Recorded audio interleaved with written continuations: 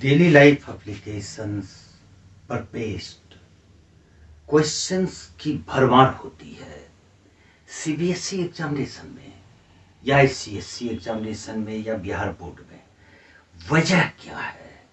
वजह ये है कि आपको ये टेस्ट करना होता है कि आपने उस टॉपिक को कितना अच्छी तरह से सीखा है। आपके सामने अगर कोई केस रख दिया जाए तो आप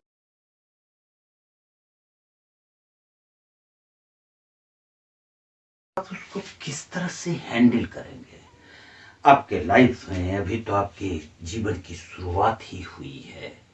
जब आप जीवन में आगे बढ़ेंगे तो आपके सामने काफी केसेस आएंगे। वो केस जो आपके सामने आएगा उसको आप किस तरह से हैंडल करेंगे, ये आपको टेस्ट करने के लिए competency based questions, case based systematic questions दिए जाते हैं। नमस्कार स्टूडेंट्स, राजेश कुमार आपका स्वागत हमेशा करता रहेगा, करते आया है और करता ही रहूंगा। भाई आज हम लोग एक ऐसे क्वेश्चन पर डिस्कस करेंगे, एक ऐसे क्वेश्चन पर डिस्कस करेंगे जो कि काफी इजी है, लेकिन चूंकि ये ऐसा ही टॉपिक वाला क्वेश्चन है कि आप उसको सॉल्व क्या करेंगे, ये प्रॉब्लम आ जाता है। सिंपल अगर दिया जाए the length of a cylindrical surface is फलना चिलना, the diameter of the cylindrical surface is कुछ भी फलना मान लेते हैं, तो find the curve surface area. भाई ये तो स्ट्रेट क्वेश्चन है, आपको स्ट्रेट क्वेश्चन नहीं पूछे जाएंगे, करना वही है जो कि आप इस क्वेश्चन में करेंगे। लेकिन उस क्वेश्चन को पढ़ने के बाद आप ये डिसाइड करेंगे, कर सकेंगे कि नहीं कि हमको यही करना है, यही वो क्वेश्चन है। चलिए इस क्वेश्चन को पढ़ते हैं और इसको बनाने का हम लोग भरपूर प्रयास भी करते हैं।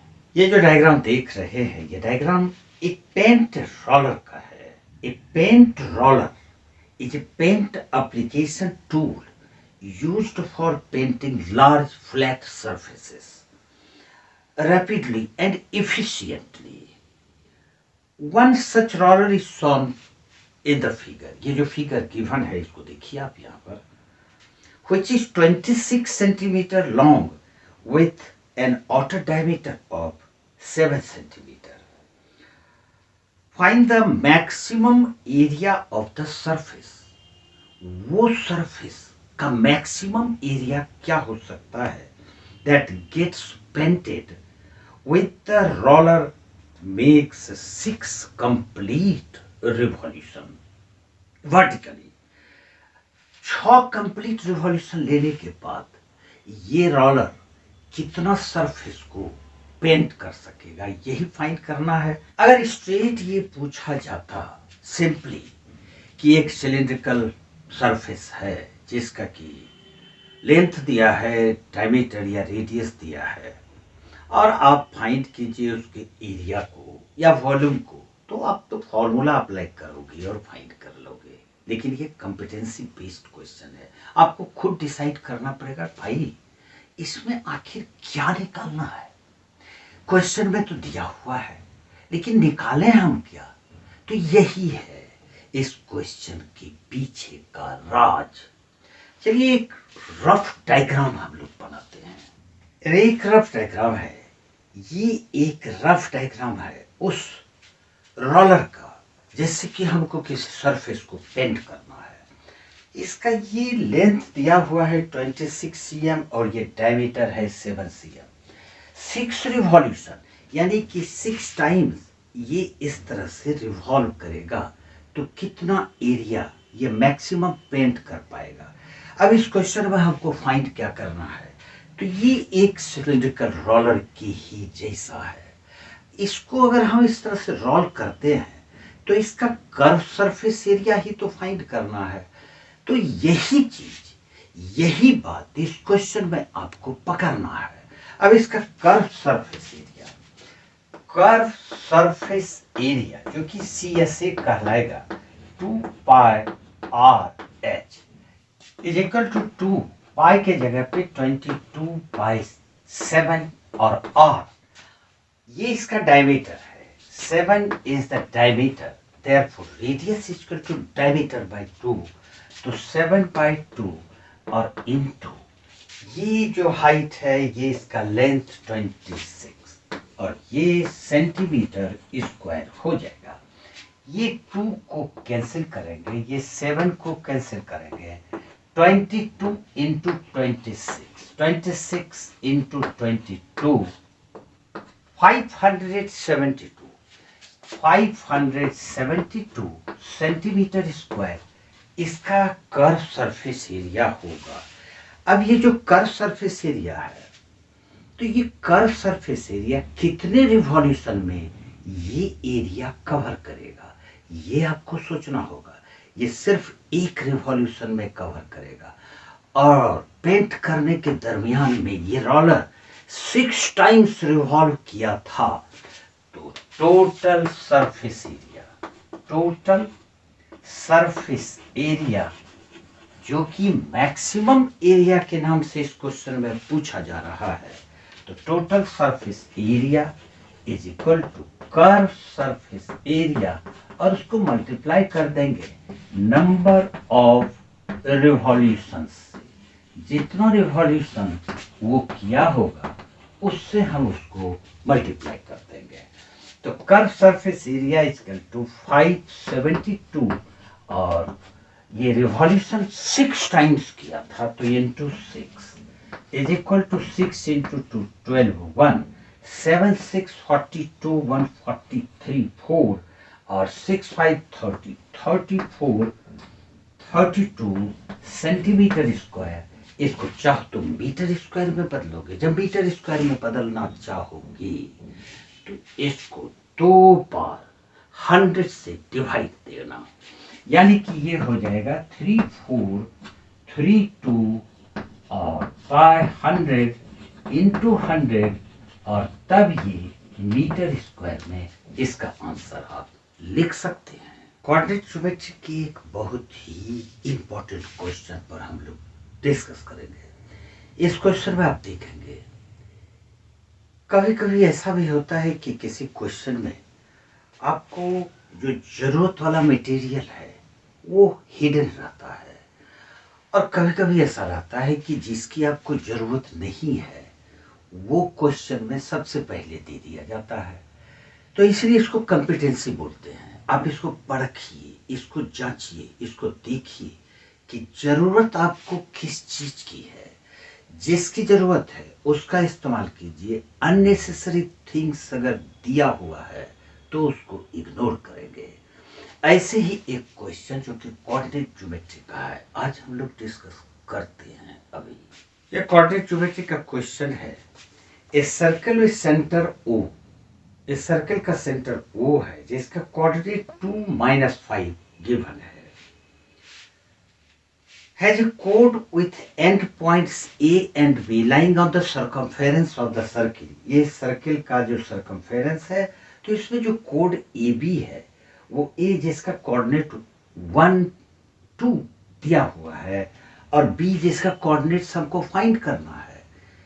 अब आगे कहा जा रहा है कि M whose coordinates are 5 and -2, ये M एक पॉइंट है जिसका कोऑर्डिनेट्स 5 और -2 है। ये point where the perpendicular to the कोड, ये परपेंडिकुलर है, ये गिवन है कि ये परपेंडिकुलर है, स्लैंटिंग लाइन नहीं है। From the centre touches AB, ये AB को टच करता है जो कि परपेंडिकुलर है। Find the coordinate of point B, B point का कोऑर्डिनेट फाइंड करना है। अब इस क्वेश्चन में B का कोऑर्डिनेट फाइंड करना है, तो इसको हम लोग सॉल्व करने से पहले एक छोटा सा चीज पर रिवीजन लेते हैं। जैसे कि ये 2 पॉइंट है A और ये बी, ए का कोऑर्डिनेट x1 y1 है और बी का कोऑर्डिनेट x2 और y2 है। यहां पर एक पॉइंट P इस प्रकार से है कि AP is equal to PB है। AP is equal to PB, that is P is the mid point of AB। तो मिड पॉइंट का कोऑर्डिनेट हम कैसे फाइंड करेंगे? सेक्शन फॉर्मूला का इस्तेमाल करेंगे, सेक्शन फॉर्मूला। अब P का कोऑर्डिनेट हो जाएगा ये x1 और ये x2, x1 प्लस x2 और y2, और ये y कोऑर्डिनेट y1 और y2, y1 plus y2 y2। अब यहाँ पर हमको ये a का कोऑर्डिनेट गिवन है, b का फाइंड करना है और m का गिवन है। अब एक सवाल हम, दैट इज मी, आपसे पूछ रहे हैं कि इसमें सेंटर ऑफ द सर्किल का कोऑर्डिनेट जो 2 और -5 है, इसको देने की क्या जरूरत है? अगर ये सेंटर का कोऑर्डिनेट्स नहीं मिलता, नहीं रहता, तो क्या ये क्वेश्चन नहीं सॉल्व होगा?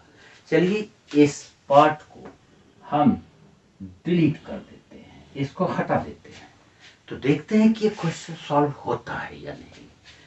M is the midpoint of AB, therefore applying section formula। मान लेते हैं कि B का कोऑर्डिनेट्स x और y है, coordinates of B x y।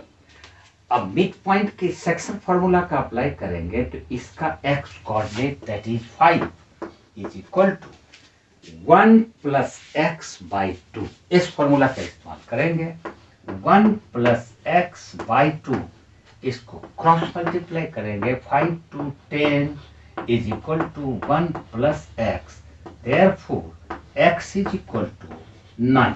ये 1 सब्ट्रैक्ट होके 9 हो जाएगा। एक्स का वैल्यू आ चुका है।